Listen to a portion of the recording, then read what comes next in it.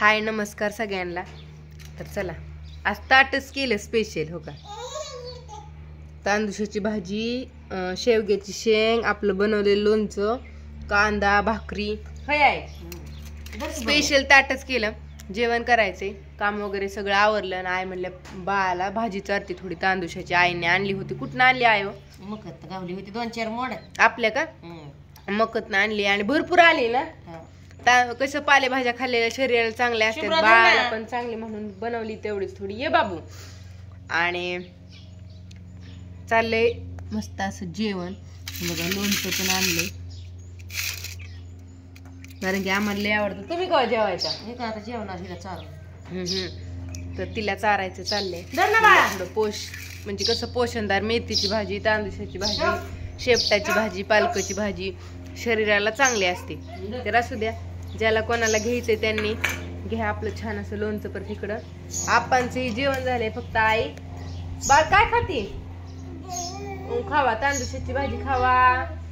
तर तांदूळ तिला हळूहळू काय झालंय तिखट खाती भरपूर. शेवग्याची शेंग मगाशीच खाली, ऊस केलं, पाणी पिली, चॉकलेट खाली नंतर न मुंबईच्या ताईसाहेबांनी दिलेली. आणि मग आता गेली मिठाचं खायला नको, गोड खायला नको, नुसतं तिला तिखट खायला आवडतं. आजीवर गेली आहे. आजीवर गेली का?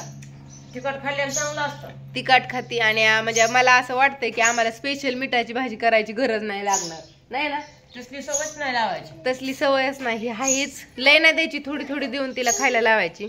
आता पण आली हो का भांड्याकडे शेंगाची. नको बाबू तिखट आहे. कांदा खाते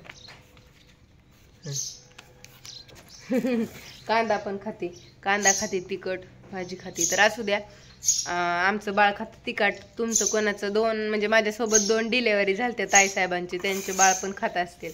काय काय बाळांना कसं सवय नसतं. आमची चिव लय तिखट खाते, अनुष्का खात नाही. आणि नॅनून अण्णा बाळ तर दोघं खात्यात, म्हणजे तिघंही खात्यात. फक्त आमच्या अनुष्काला म्हणजे तिखट खात नाही, ती गोड तिला आवडतं जास्त. तर असू द्या. होता आमच्या चिवचा काल वाढदिवस होता. फोन वगैरे करून छान विश वगैरे केलं, संध्याकाळी बर्थडे केला. तर असू द्या. बाय सगळ्यांना. कसा वाटला व्हिडिओ कमेंट करून सांगा. मिठाचं नको म्हणते. हा मिठाचं नाही खात, तिखट.